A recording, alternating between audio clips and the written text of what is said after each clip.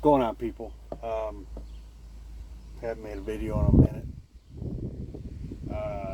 Yeah, you might want to get your keyboard warmed up. Get your fingers, get your fingertips all ready to go. Because I'm sure there's going to be some comments on this video.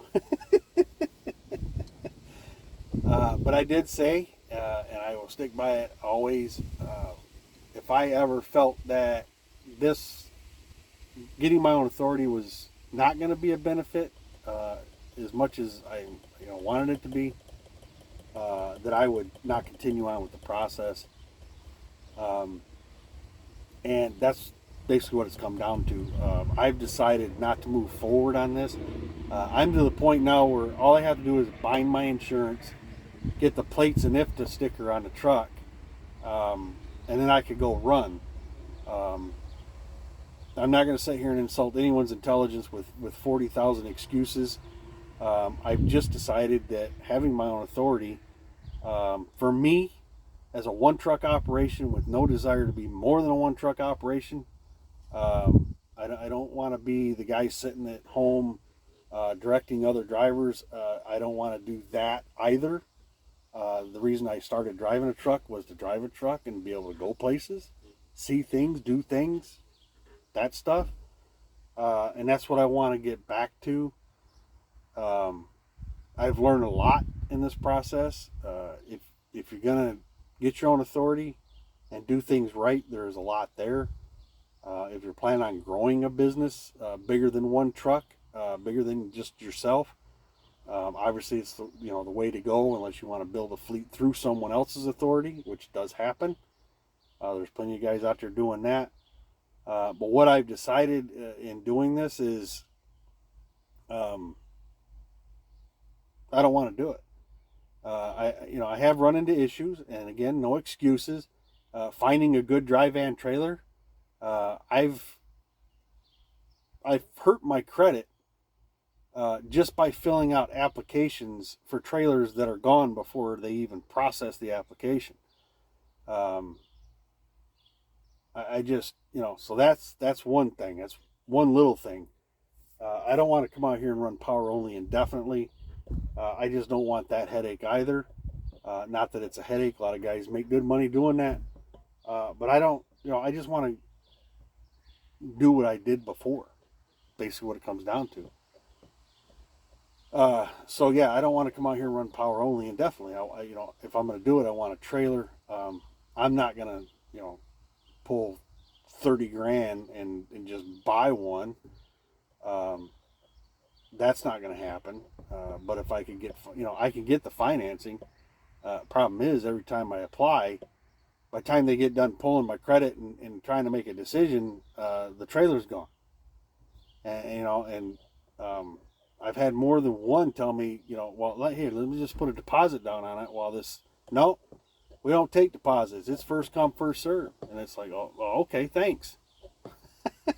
Awesome. Appreciate it. So yeah, I mean, there's that, and that again, it's not the overriding problem. Uh, but in learning this process, for me, it's the compliance side. I don't want to deal with the compliance side of this. I don't want to deal directly with FMCSA. What I realized is it's actually for me not bad having that buffer between me and the government. So whatever carrier I'm signed on to, let them worry about all that stuff. Um, and on top of it, you get the benefit of um, them doing your IFTA for you, so you don't have to deal with that. My plates, I will still get my own plates on the truck, just because it's cheaper, a lot cheaper in Mississippi to get plates than I would have to pay um, for something. I mean, what I was paying at F2F, and again Tennessee is a little higher, was 52 a week, and you know just I can buy plates here in Mississippi for way less than that would cost me, so I still will do that. Um, but I mean, it's been a learning process. It's been a learning process, and it just is what it is at this point. I've made the call. I've already made application to lease on to a carrier, and I will put that in another video. So yeah, I mean, good, bad, or indifferent. I get it, but for me, it just ended up not being the direction I should have went. So I paid for that lesson. So again, when you go to type the comments, go easy on me, because I didn't ask you to pay for it. I paid for it all myself. So every penny I've spent doing this, for this lesson I've gotten myself, I paid for every penny of it. So yeah, it is what it is. But yeah, we're gonna move forward. We're gonna get back to doing what we do, and that's just drive a truck. That's all. That's all it comes down to. Drive a truck. Drive a truck, book freight. Drive a truck, book freight. Go see things. Go do things. And then when I'm home, I don't have to, spend any time with all the compliant stuff. I just don't. Yeah, I just don't. So, I mean, that's where we stand on that. One thing I can tell you, another lesson, I know better. But you get to talking to someone. These guys are pretty good at putting you in a comfortable spot and making you think that they're there for you. And in the end, it turns out they're just nothing more than a salesman. Again, I knew better, but I got the ELD from Keep Trucking. When I talked to the gentleman, it was a 12-month subscription. I was fine with that. But then when I got the contract from him, I didn't read the contract. I read the highlights, but I didn't read all of it. And what had happened is they snuck 36 months in there instead of 12. So that got me. That's what happens in this world, this day and age. You can't trust what somebody tells you, no matter what. Details are details. And I should have read the complete contract front to back rather than take someone at their word.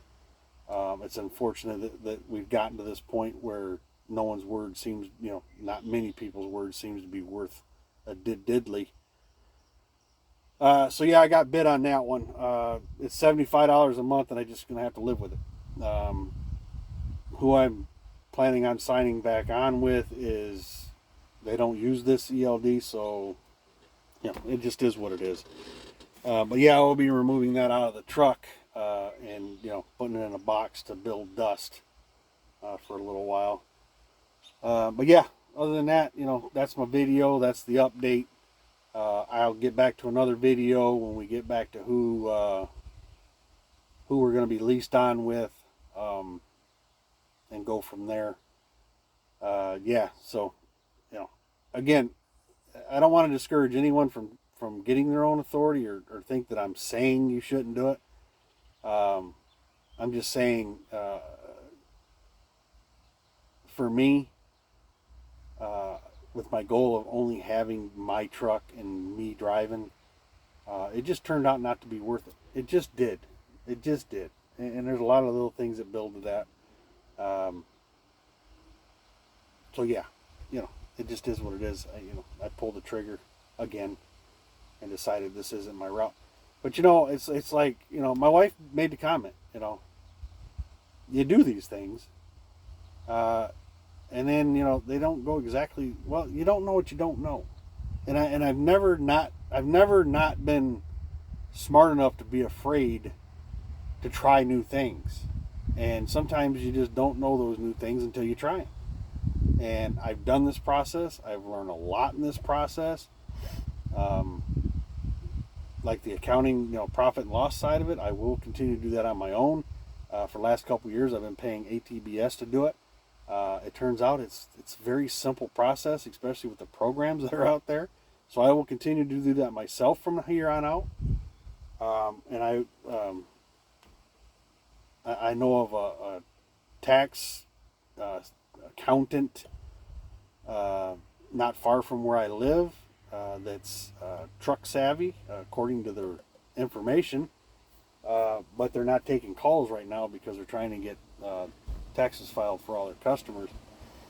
Still, So I will be contacting them, and from what I'm looking at, that'll be my new tax person. So I did learn, I did learn and find a way to save $1 there, and that's good. My plates, again, I will get those still on my own. That'll save me some money. I mean, again, not looking to be a master of industry, not looking to have 10,000 trucks. If that's your goal, then that's awesome. And I wish you all the best in that endeavor. But for me, that's never been the goal. I just want to drive, bank as much as I can, and retire when I can retire. And go from there. So, yeah. So there's my video. I appreciate you guys taking time. Be safe. Talk to you.